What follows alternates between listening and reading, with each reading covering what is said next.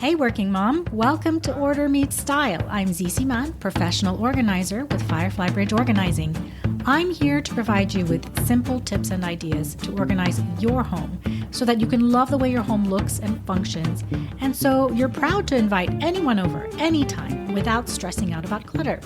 Ready for a beautifully organized home that makes you smile every time you walk in? Well, let's make it happen. Hey, welcome to Order Meets Style. I'm your host, Zinat Siman. On the last episode, episode 22, I talked about where you can get stuck while you're organizing. And in this episode, I'm going to share 5 decluttering methods that I've tried and that you can really try to get unstuck. I love this topic because, see, very often you'll think, listen, I want my home to be organized. It's really important for me to feel the peace of mind that my home is in order. But man, oh man, organizing my home, I don't even know where to begin. Or I don't have the heart to face the mess that my space is going to be in while I'm organizing. Or it's just way too much. I can't do this right now. I'll do it when I have some time off. Oh yes, when I have time off, I'll organize my house. That's the toughest one for me to hear because that's what I thought too. Like it made perfect sense. When the kids had a long weekend, so we didn't have a schedule to stick to, well, then I'll get it done. And what happened?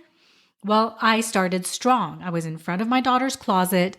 I pulled out all the t-shirts out of, crazy drawers stuffed with so many t-shirts, long sleeved and short sleeved and dressy and playtime and with buttons and without buttons. And I dumped everything on her bed and I started sorting and deciding and choosing like, what am I supposed to keep? Okay, I thought I'm just going to start with our favorites. Those are the keepers, except of course, the ones with holes that I wasn't going to patch up had to go. And the ones with stains that I wasn't ever going to get out had to go. But then what? Okay, maybe I can think about outfits. Yeah, I can make outfits with all the shirts, think about all the jeans or pants or dresses or skirts or shorts that they could go with. How long is that going to take? Should I pull all the pants and skirts and everything out of the closet and try to make outfits on the bed or on the floor? How long is that going to take? And how many shirts should I actually be keeping for a little girl? When did this closet become so full of clothes? Okay, then I remember clearly thinking, well, I have time. I have all weekend. So just go ahead and pull out all the pants and shorts and skirts, and that will help me decide. Right, so I made piles, a keep pile, a trash pile for the stained or holy ones, a giveaway pile, and a maybe pile, okay? And then I was stuck because how do I decide about all of those maybes? I kind of tried to create outfits, but I was getting tired and I really needed a break. And the thought going through my head was, I have to do this all weekend, all over the house. Now, maybe you haven't experienced this exact same thing with your kid's closet, but maybe it was with the papers in your office or the family photos in multiple shoe boxes or your kitchen pantry or even your own clothes.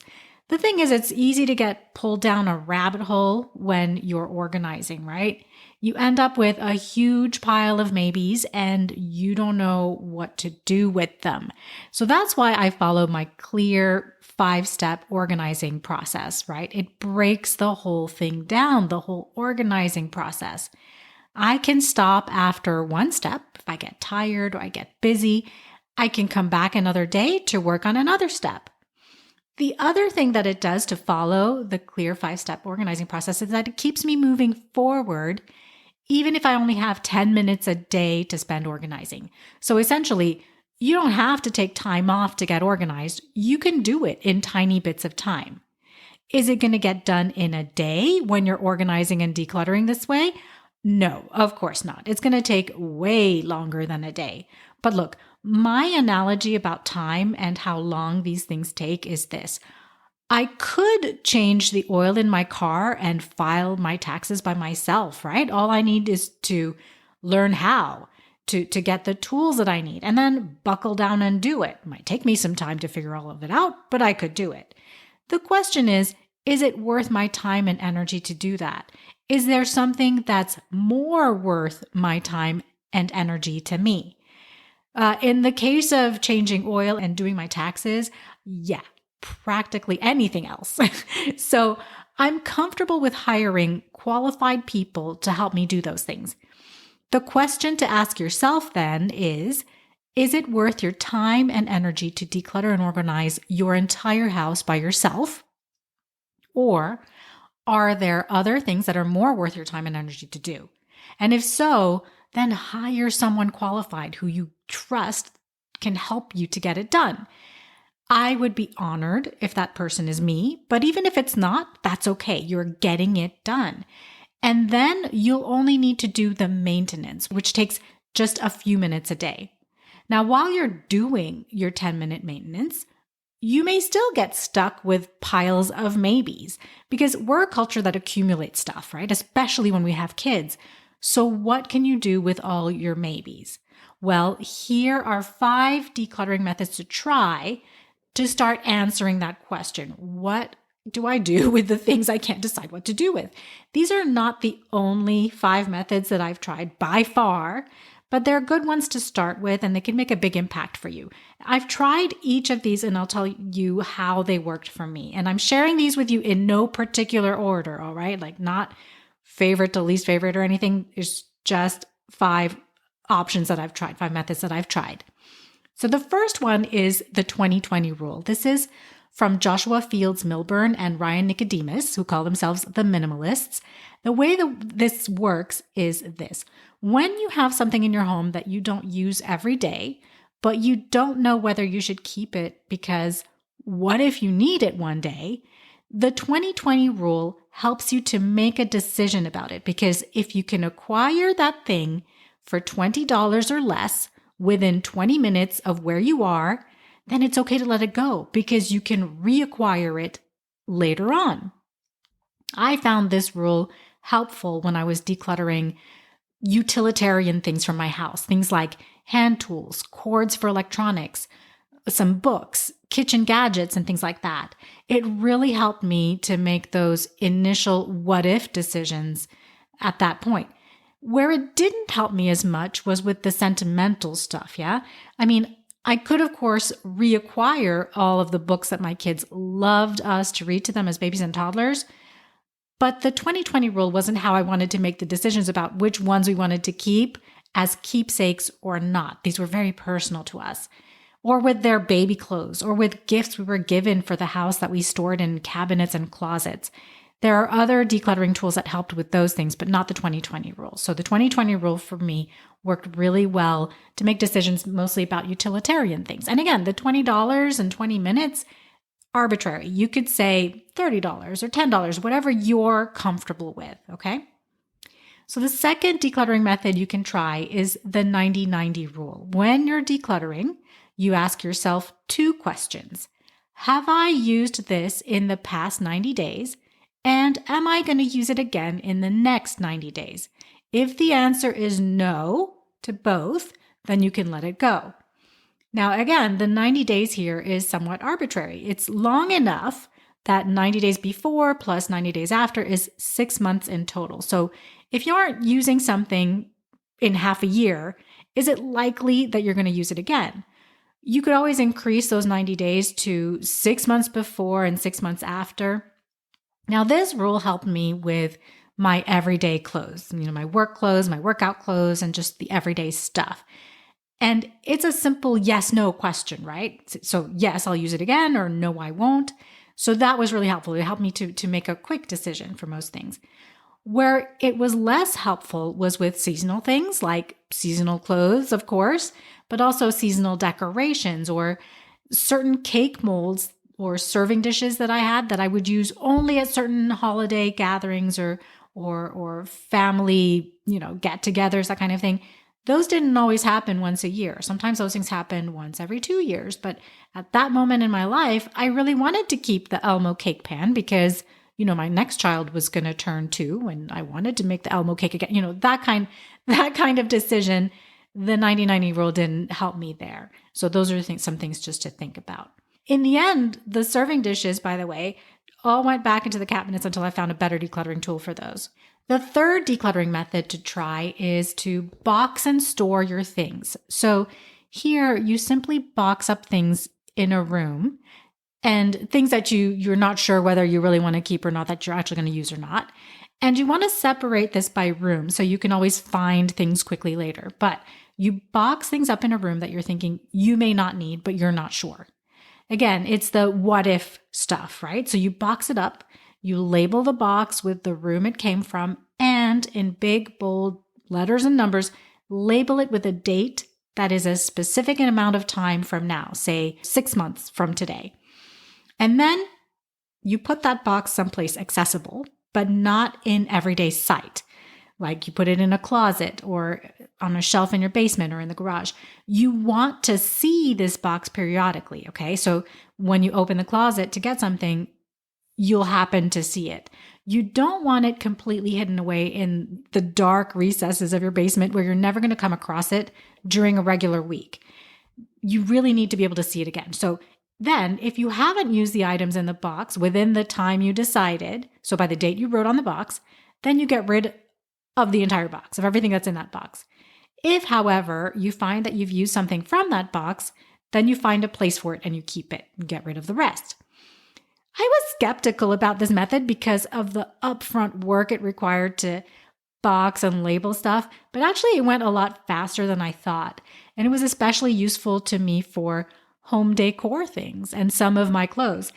It also was really useful to me to finally make the decision to get rid of things from a previous career, things like award plaques and memorabilia from that job. We actually moved 3 times and I never opened those boxes even once. So finally, I put a date on them, and about a year later, I just got rid of them all. It felt so good.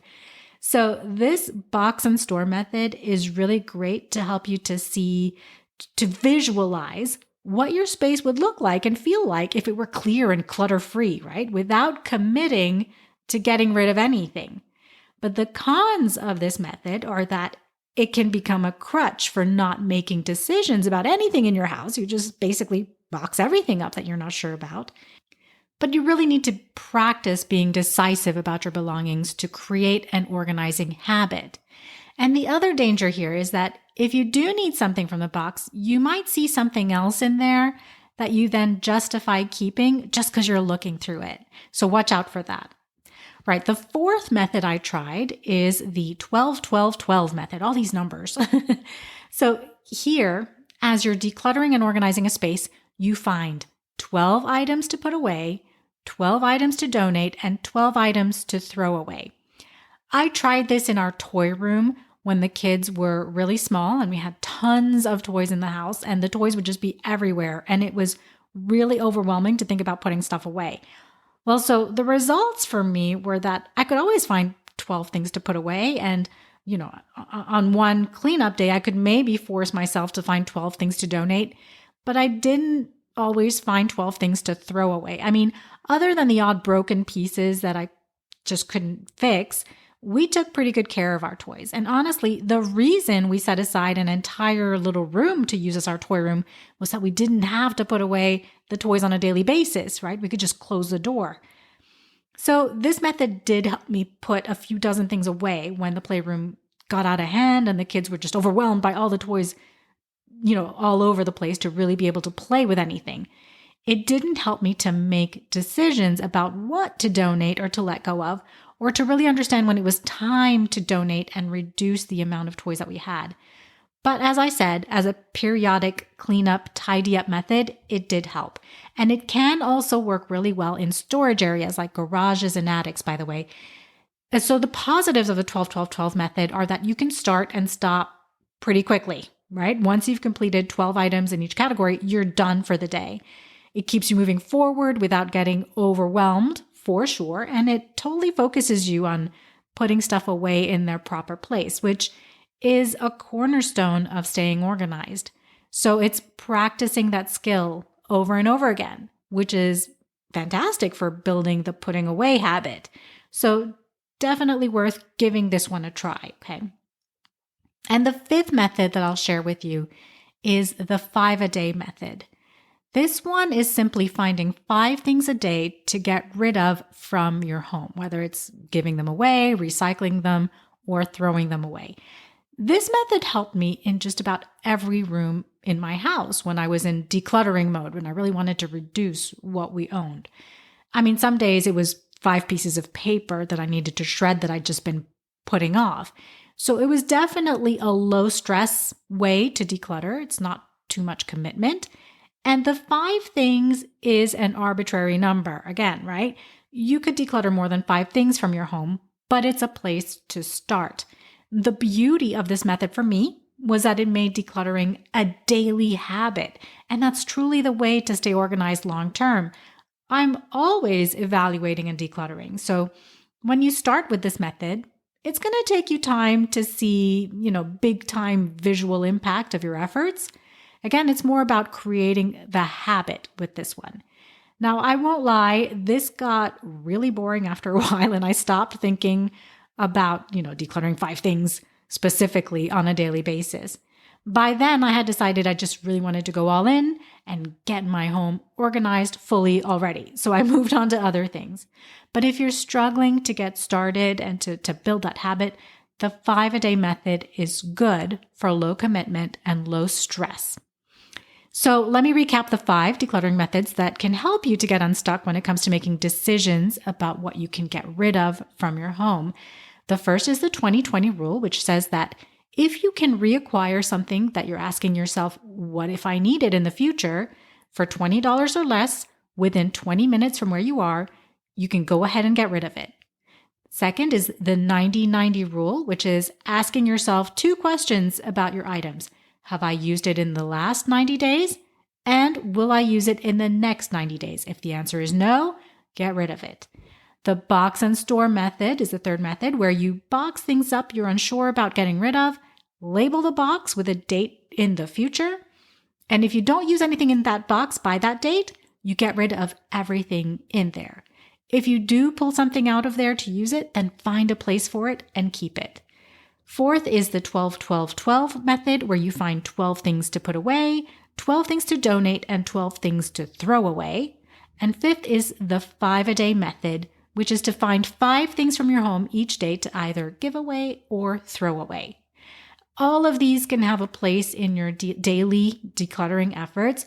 Some do take more time and commitment than others, but I found each of them to be helpful in certain situations. I'm sure you will too. And that's just the way decluttering works.